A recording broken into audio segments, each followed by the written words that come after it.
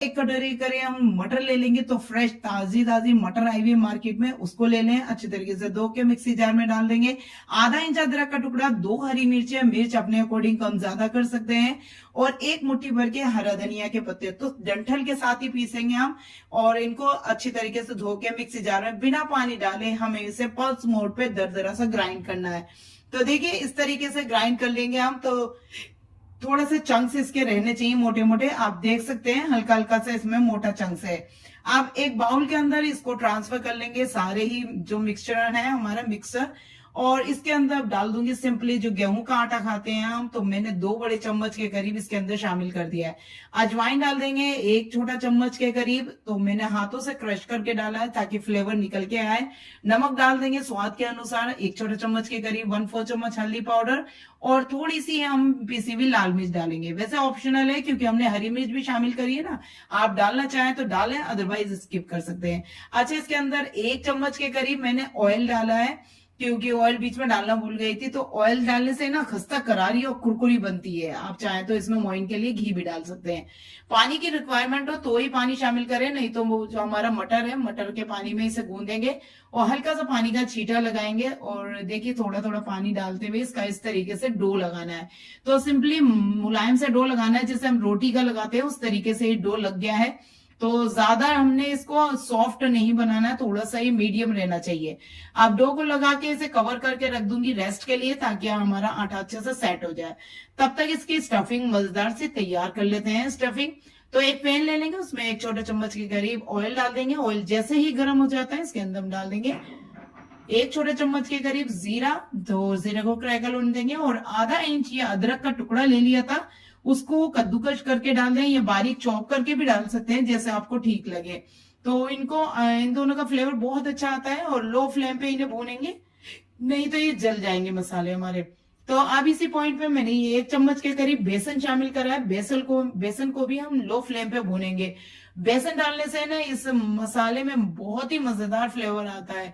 तो देख सकते हैं मसाला, ये मतलब बेसन जो है हमारा हल्का हल्का सा फूल सा गया है, तो ये अच्छे से भून चुका है। अब इसके अंदर एक उबला हुआ आलू ले लिया मैंने, और बारीक वाली साइड से ग्रेटर से मतलब ग्रेट कर लेंगे इसे, जितना फाइन आप ग्रेट से कर सके उतना बारीक पीस लें। तो देख सकते हैं ये आलू मेरा पूरा ही इसके अंदर मैश कर दिया है। अब इसके अंदर डालेंगे कुछ मसाले। तो स्वाद के अनुसार नमक डाल दिया, आधा 1 छोटा चम्मच पिसी हुई लाल मिर्च पाउडर, और 1 चम्मच के करीब धनिया पाउडर डालेंगे। बस बेसिक मसालों में यही जाएगा, इन्हीं से फ्लेवर इतना निकल के आएगा।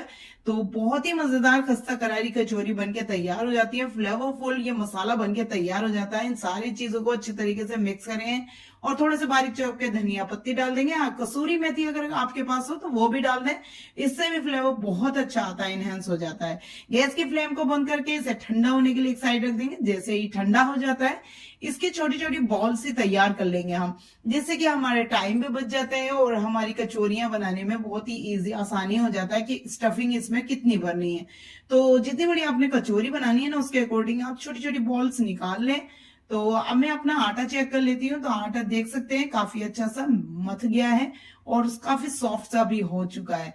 अब हम एक पेड़ा निकाल लेंगे, और पेड़े में हल्का सा आटा डस्ट करके हम इसको इस तरीके से 2 पेड़े निकालेंगे। तो चेक कर लें, आपने बॉल्स जितनी बड़ी निकाली है उसके अकॉर्डिंग उससे थोड़ा सा बड़ा हमारा ये आटे का जो है ना लोई होनी चाहिए। आप चेक कर सकते हैं, मैं साइज भी आपको दिखा रही हूँ। तो जो हमारी आलू की स्टफिंग है उससे छोटी होनी चाहिए।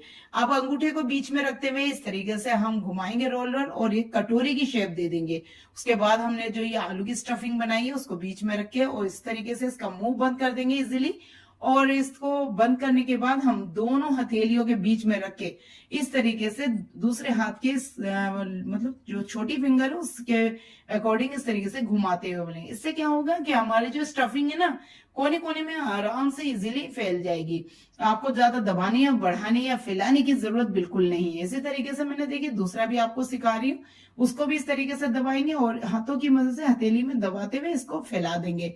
इसको ना तो बड़ा करना है ज्यादा, ना ही फैलाना है, बस इस तरीके से हल्का सा प्रेस करना है हाथों में। और बस इस तरीके से हमारी कचौरियां देखिए सारी बनके तैयार हो गई हैं। बहुत ही मजेदार फ्लेवरफुल ये कचौरियां बनेंगी अब। अब मैंने ऑयल को गर्म होने के लिए रख दिया है और इसको मीडियम फ्लेम पे हम फ्राई करेंगे। हाई फ्लेम पे बिल्कुल भी ना करें, नहीं तो हमारी खस्ता कचौरियां बनेंगी नहीं कुरकुरी करारी जैसा हम चाह रहे हैं। तो लो टू मीडियम फ्लेम ही रखें और उसी पे हम इसको उलटते पुलटते सेकेंगे। और देखेंगे जब ये अच्छे से सीख जाती है ना तो खुद ब खुद कैसे राउंड राउंड घूमने लगती है, तो इसका मतलब ये हमारी अच्छे से सीख चुकी है। उलटते पुलटते दोनों साइड से अच्छा सा गोल्डन कलर आने तक इसे सेकेंगे। मतलब 5 से 10 मिनट लगता है हमारी ये एक बैच तैयार होने में, और जितनी ही आए कचौरियां उतनी ही डालें एक बैच में। तो देख सकते हैं जब इस तरीके से गोल्डन ब्राउन कलर आ जाए सारी कचौरियां हम निकाल लेंगे छन्नी में, ताकि ऑयल निकल जाए इसका सारा। तो जब तक ये कचौरियां चल रही हैं, आप मेरी वीडियो कहाँ से वॉच कर रहे हैं मुझे कमेंट बॉक्स में जरूर से बताइएगा, मुझे बहुत अच्छा लगता है आपके बारे में जानकर। तो एक बैच मेरा तैयार हो गया है, इसी तरीके से मैंने दूसरा बैच भी इसमें ऑयल में डाल दिया है। और ध्यान रहे फ्लेम को मीडियम ही रखें, हाई बिल्कुल भी ना करें, लो फ्लेम पे बहुत अच्छे से सीखती हैं। आज 4-5 हरी मिर्चें इस तरीके से हम थोड़ा सा फ्राई कर लेंगे, जिससे कि फ्लेवर और इनहेंस हो जाता है इन कचौरियों का। मजेदार खस्ता करारी कचौरियां तैयार हो चुकी हैं फ्राई की हुई मिर्च के साथ। इतनी मजेदार जायकेदार और एकदम यूनिक सी रेसिपी है, कोई कह नहीं सकता कि आपने मटर की कचौरी बना के खिलाया, क्योंकि इसके अंदर हमने आलू का फ्लेवर भी डाला है, मटर का भी है। तो एकदम अलग हटके यूनिक सी कचौरी की रेसिपी आपको कैसी लगी मुझे कमेंट बॉक्स में जरूर बताइएगा। और अगर रेसिपी पसंद आती है तो फैमिली शेयर करना बिल्कुल भी मत भूलिएगा। तो मैं आपको तोड़ के भी दिखा रही हूँ ये कितनी खस्ता बनी है, तोड़ने के अंदाज से ही आपको समझ में आ जाएगा कितनी कुरकुरी और करारी बनी है। गर्मा गर्म सर्व करें, फुल एंजॉय करके, बहुत ही मजेदार यूनिक सी ये कचौरियां बनके तैयार हुई हैं। तो एक बार इस तरीके से जरूर ट्राई करिएगा और अपना वैल्यूएबल फीडबैक लाजमन दीजिएगा कि आपकी ये रेसिपी कैसी बनी। तो आई होप आज की ये रेसिपी आपको जरूर से पसंद आई होगी, पसंद आए तो लाइक करें, चैनल पे अगर नए हैं तो सब्सक्राइब करें। एक और नई रेसिपी के साथ मैं आपके सामने फिर आऊंगी, तब तक के लिए इस रेसिपी को एंजॉय करें और अपना वैल्यूएबल फीडबैक लाजमन दीजिएगा, क्योंकि मुझे आपके फीडबैक का इंतजार रहता है।